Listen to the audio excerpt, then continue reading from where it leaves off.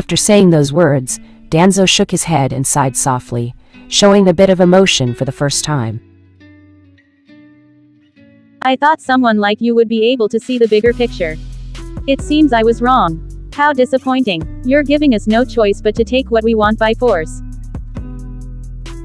Turning his attention towards the medical staff present in the room, he said,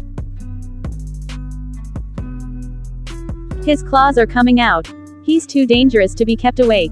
It looks like his body has already built a tolerance for the sedatives you've been using on him.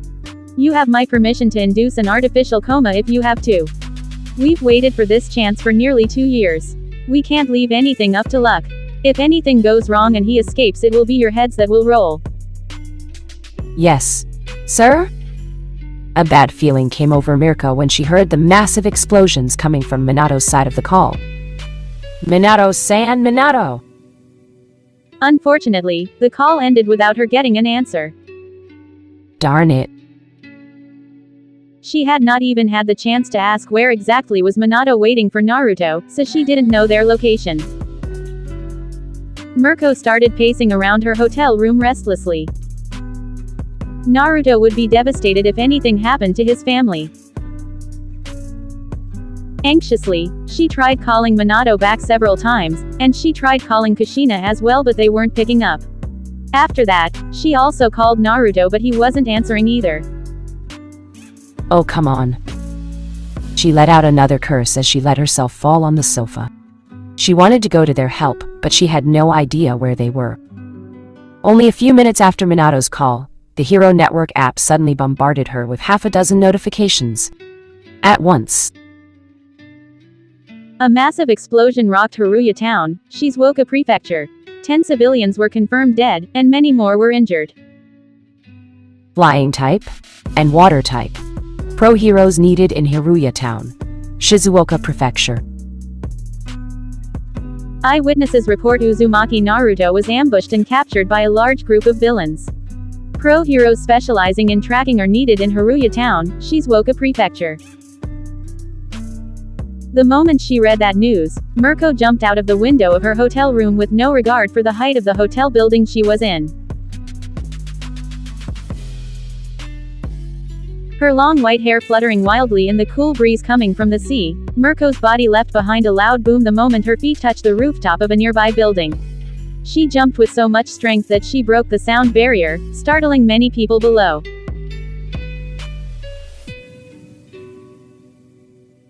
Despite having built a certain degree of resistance against the sedatives they had been using on him, Naruto felt his senses start dulling again after they injected a new serum into his neck. His desperate thrashing quickly came to a stop as his body turned slack. He felt his consciousness slipping away. The two medics and the assistant observing him grew alarmed as his heart rate unexpectedly spiked. What's going on? Why is his heart rate going up like that? Normally, after administering the drugs that would induce coma, the patient's heart rate would decrease so much that the medics would have to feed them special drugs to keep the heart functioning normally. But now, the teen boy's heart rate became inexplicably high and irregular. He's going to go into cardiac arrest at this rate. One of the doctors yelled in a panic. If they somehow killed Uzumaki Naruto, none of them would live to see the light of the next day. Seconds after the doctor's shout, Naruto's body went slack, his heart rate nothing but a flat line. Color drained from the medics' faces. One of them even fell to his hands and knees in despair. However, his head shot up abruptly when a low, deep growl came from the supposedly dead boy. What the hell, Lee?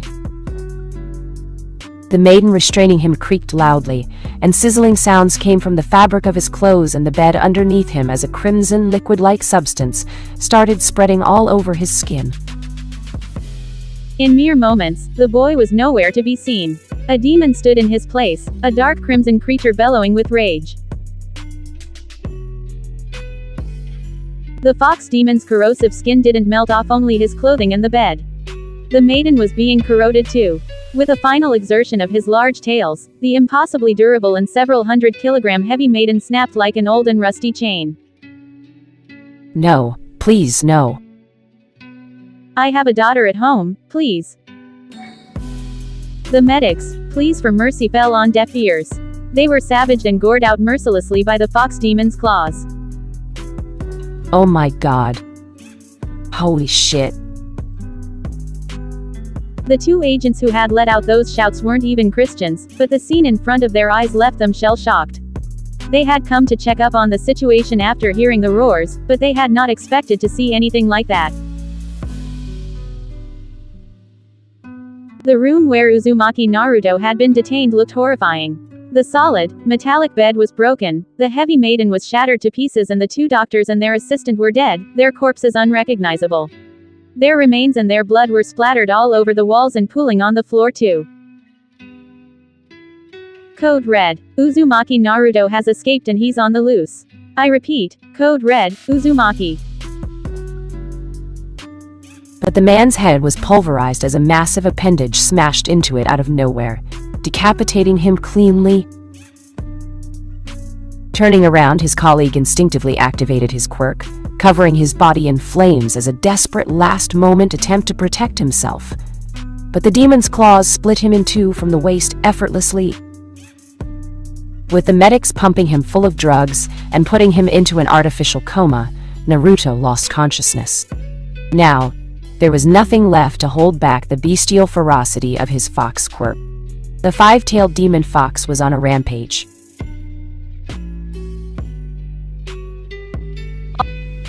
Although it was night, the headquarters of the Root organization was still packed with people.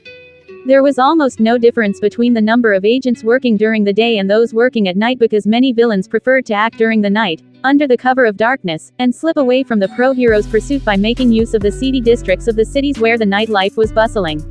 Root's purpose was to eliminate all the individuals who posed a danger to the order and prosperity of Japanese society, regardless of whether they were villains, civilians, or even heroes. That being said, if the first bestial roars coming from the basement didn't tip them off that something wasn't right, the agent's walkie-talkie transmission being cut off and his following scream made it obvious that something had gone terribly wrong. With this bonus and a few more years I'll be able to retire, Kakashi thought as he changed from his battle gear into casual clothes. He was in a great mood. Root may have been an organization whose existence could not be revealed to the public, but the pay was well above that of regular pro-heroes, unless they were famous. That said, not all members of the Root had been coerced or manipulated into joining its ranks. Many of its agents did it for the money, while others preferred to remain anonymous instead of becoming famous like most successful pro-heroes. Danzo-sama doesn't often give out bonuses, but when he does, they're well worth it, Kakashi thought as he grabbed his duffel bag and went to his car, a luxurious, black, Toyota sedan. Getting inside, he turned on the engine, but just as he was about to leave the parking lot, ear-deafening alarms started blaring from the Root HQ. He let his head fall heavily on the steering wheel in exasperation. For a moment, he even considered just pretending that he had not heard it and go home. But it was just a fleeting thought. He couldn't do that when there were cameras everywhere.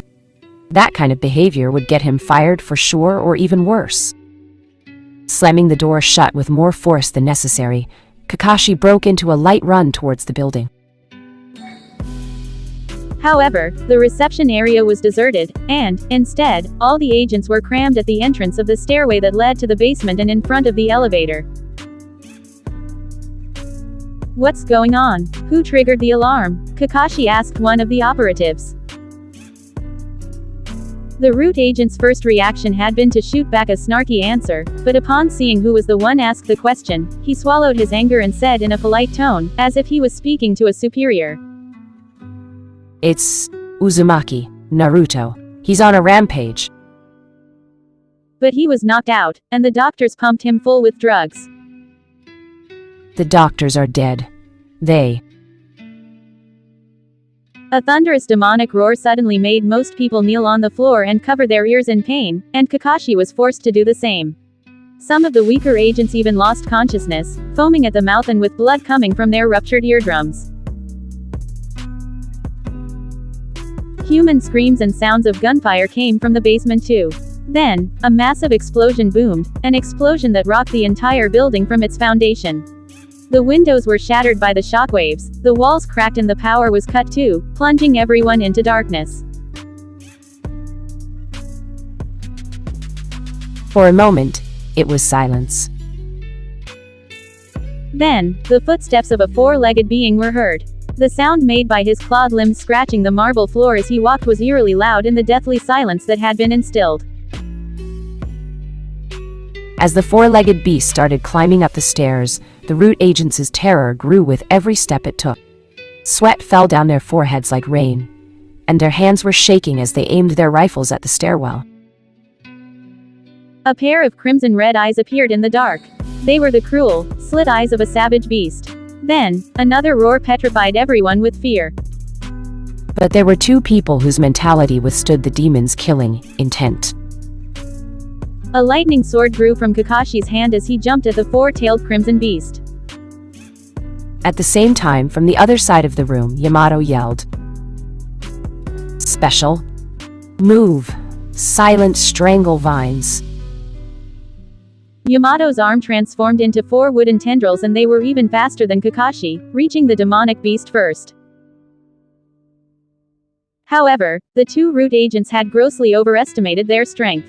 A deafening boom made everyone's ears ring as the berserk Naruto broke the sound barrier. In the next moment, Yamato stared wide-eyed as the demon's claws tore through Kakashi's body like a hot knife through butter. An experienced and powerful senior member of the root was killed. Before he even realized it, his body ripped into pieces. A cruel grin stretched the fox demon's face as he turned his head at Yamato. As the creature got on all fours again, Yamato knew instinctively that he only had 2 or 3 seconds left to live. And just as the beast launched itself at him, wood spikes suddenly broke out from all over his body, like a porcupine. It was one of his ultimate moves, a special technique that combined defense and offense. However, the demon's claws tore through his solid wooden spikes as if they were rotten twigs. Fire! Kill him! With the violent deaths of Kakashi and Yamato, the rest of the agents finally snapped out of their shock. But it was all for naught. Like a fox among chickens, he was unstoppable. Their bullets couldn't pierce the demon's crimson skin, their fire quirk attacks couldn't burn him, and their physical attacks didn't even faze him. He was like a juggernaut. His claws were so sharp that they could slice through their rifles and through their bones, as if they were all made of paper. And his 5 large tails were so heavy and powerful, they would pulverize anyone unfortunate to get hit by them. In only 2 minutes, over 20 highly trained root operatives met a violent death. That wasn't a fight. It was a massacre. Dozens of pro-heroes and just as many police cars and vans packed with special assault team forces arrived at the root headquarters only 15 minutes after the alarm was triggered. Goodness gracious. None of the pro-heroes, policemen, and special assault team agents that had been sent there were greenhorns, but even so, they had never seen such carnage in their entire lives. It was like a scene out of a horror movie. Not few were the ones who felt the bile rising to their throat before bending over and throwing up uncontrollably. Even pro-hero gang Orca, who had the upper body of a killer whale, was visibly distraught. But while everyone was momentarily frozen in shock at the gory sight in front of them, a short girl with long white hair and a pair of rabbit ears rushed past them like the wind. She was completely fearless. She was too fast for the other to notice, but a tense look was on her face, and her jaws were clenched from her anger. Her blood was boiling in her veins. I swear to God, if they did anything to him, I'm going to end them. HPSC or not, I'll kill them all. Uncaring of the pooling blood splashing on her legs and back, staining her white hero suit, Mirko ran at full speed through the first floor of the building, looking for any sign of Naruto. He has to be here somewhere. He was definitely attacked and captured by the Black Ops of HPSC. According to the police reports that she had read, the eyewitnesses said that Uzumaki Naruto had been attacked by people wearing white animal masks.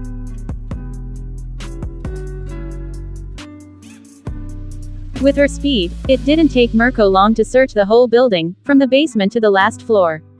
Furthermore, with her taking the lead, the other heroes and armed police forces snapped out of their shock and followed her inside too. But there was no sign of Naruto. Not one person was left alive in the building. All the root agents present in the building that evening had been killed violently, to the last person. Chapter 35 An Old Friend. Hurried footsteps were heard as an old man ran as fast as his frail and aged legs could carry him. His laborious breathing was so loud that one would think he was only moments away from dropping down from exhaustion. However, to his relief, he soon reached the end of the tunnel. Taking one last fearful glance behind him, the old man placed his hand on the panel next to a blast door to have his fingerprints scanned. Come on, come on! The scanning process only took 3 seconds, but he was so terrified that even such a short time felt like an eternity. As the blast doors parted, the old man literally threw himself inside and slammed his fist on the closing button like a hammer. It was only when the half-meter thick blast doors were sealed shut that he finally allowed himself a sigh of relief. The adrenaline dump was so severe that he lost feeling in his knees and fell on the floor like a puppet whose strings had been cut. When he finally got a hold of himself, he stood up on trembling legs and wobbled to the desk located at the back of the room. Opening one of the drawers, he took out a bottle of hard liquor and a rocks glass. His hands were shaking so badly that he spilled the drink all over the desk while trying to pour it into the glass. As the strong liquid flowed down his throat and warmed his chest and stomach, his hands stopped shaking, and his facial expression became calmer as well. What in the world was that? He massacred them all. He shivered involuntarily as a chill traveled down his spine at the reminder of how that demon tore apart everything in its way. His loyal agents, his well-trained operatives, and even the new prospects that he had recently recruited, everyone who had been present at the Root HQ that night was slaughtered.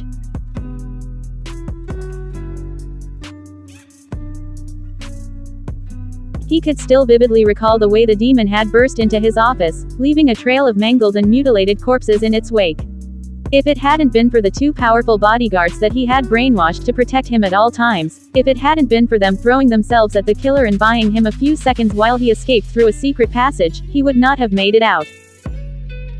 At the reminder that he had almost lost his life, Danzo poured himself another glass and downed it in one go. Nonetheless, he was safe now. Currently, he was inside a secret bunker designed to withstand even a nuclear explosion. There was no way for the demon to barge inside. Hardly anyone even knew of this bunker's existence. He was sure of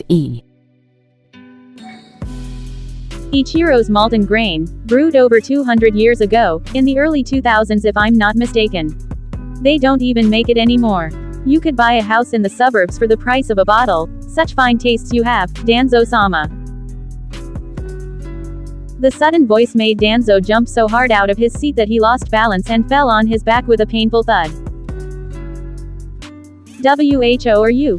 How did you get in here?" he yelled as he quickly stood up from the floor. A rather thin and tall man stepped out of the shadows, letting the light coming from the desk lamp reveal his features. Spiky blonde hair, blue eyes, and a handsome and kind-looking face. But, in spite of his harmless appearance, Danzo wasn't comforted in the least. The way the man was twirling a kunai on his finger did nothing to reduce his anxiety either. "You? How does someone like you know of this place?" Danzo asked, his right hand secretly opening one of his desk's drawers. "Someone like me. A mere accountant isn't supposed to know about such a tightly guarded secret of HPSC, right?"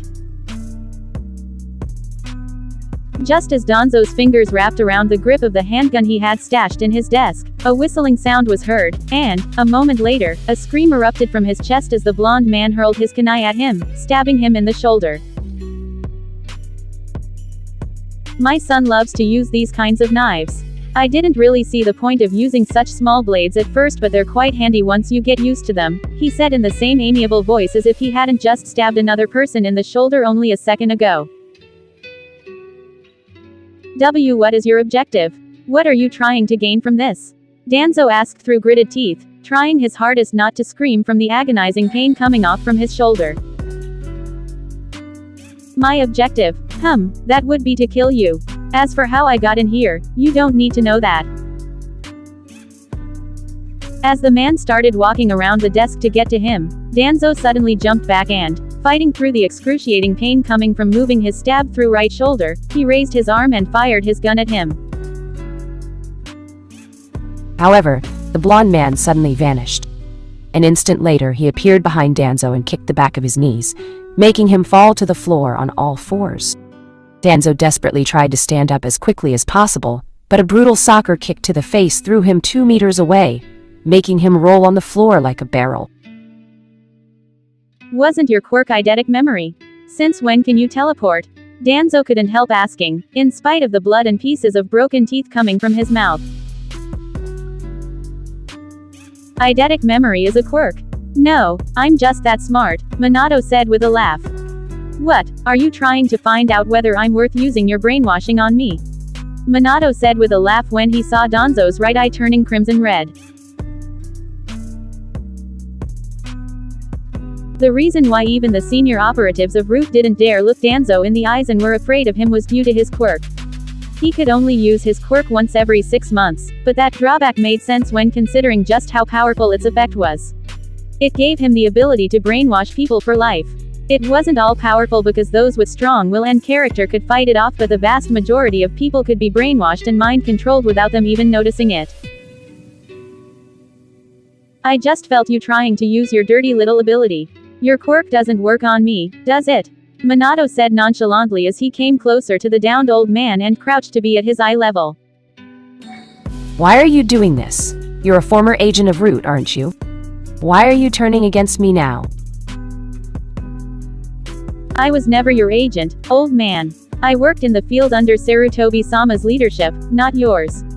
When he retired, I became just a regular accountant. As for why I'm doing this, are you really asking me this question? The smile vanished from his face as he unsheathed the short sword strapped to his back. It was a tanto, the perfect tool for assassinations. I told you not to mess with my family, haven't I? Sarutobi-sama also told you not to touch Uzumaki Naruto, didn't he? But I guess that the words of a mere accountant and that of an old and retired operative didn't hold any weight to you. Don't do this, please. For the first time since he was born, Danzo was pleading for his life. But Minato's face was indifferent as he slowly started to press the blade of his tanto into Danzo's neck. That calmness contrasting with his ruthless actions terrified the old man to the bones. Please, I swear not to touch your family again. No, please. Don't. Danzo screamed as he tried to stop the blade from slicing his neck by grabbing it with both hands. His begging was all in vain, however, as Minato kept pressing the blade down, cutting off his fingers, and then his throat too. Even as the blood bursting out of Danzo's throat and mouth splashed all over his face, Minato watched unblinkingly how life trickled out of the old man's eyes. And he didn't stop his actions until the blade of his tanto cut through his neck completely, decapitating him. But after decapitating Danzo with his sword, Minato let out a sigh, and the look of a remorseless killer disappeared from his face. Going back to Danzo's desk, he grabbed the bottle of whiskey and took a big chug directly out of the bottle before letting himself fall on the comfortable leather chair. I said I'd leave behind me the life of an assassin when I married Kushina. Meeting Kushina changed his life. He hadn't had a real purpose in life or anything to strive for until he met her. He hadn't had a life outside of Root. Despite his relatively short time spent working as a field operative, he still held the record for the biggest number of missions completed among all agents due to his teleportation quirk. The vivacious and beautiful redhead had given his life color. His life as a root agent and his highly paid job as a government-financed assassin, he discarded them all for the sake of marrying Kushina and creating a family with her. Kushina and Naruto were more important to him than his own life. And recently, he started seeing Eri as his own daughter too. After spending more than a decade in marital bliss, Minato couldn't imagine going back to the life of an assassin. However, if it's for them, I'll do anything. He didn't mind getting his hands bloody again if it was for the sake of keeping his family safe. Putting the bottle of whiskey down and standing up, Minato crinkled his nose at the disturbing scenery in the bunker. Time to clean my tracks, he mumbled as he took out half a dozen packages of explosives and placed them all over the room. Lighting up their fuse, Minato waited and watched until the last moment, teleporting away only a split second before they exploded. Wake up! Wake up, you stupid brat. A voice rang distantly in his head. In his muddled state of mind, he could momentarily not put a face to it. Wake up, Naruto.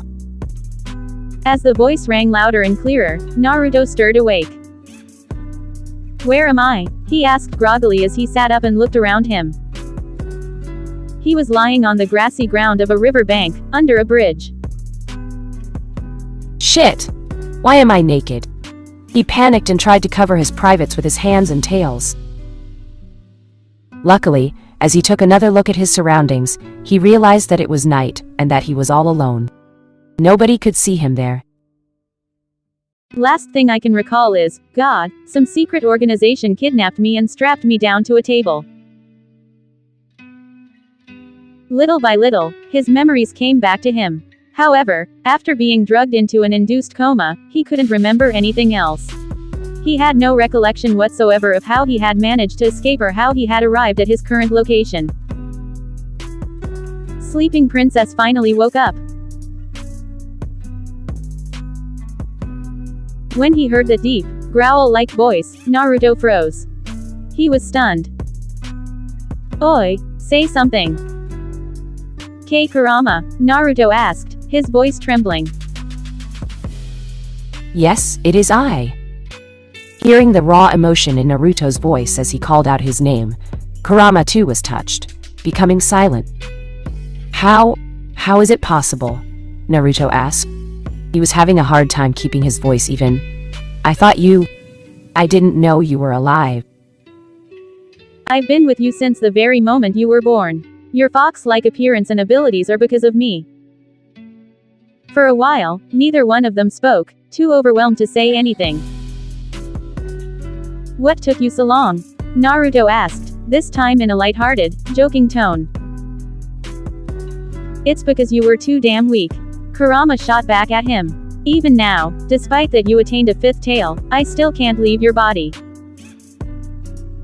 Outside of his control, Naruto started laughing. At the same time, tears also started flowing from his eyes. Shit, why am I crying now? Naruto asked as he wiped his face with the back of his hand, but, try as he might, he couldn't stop his tears. Kurama remained silent for some time, giving him a Shit, why am I crying?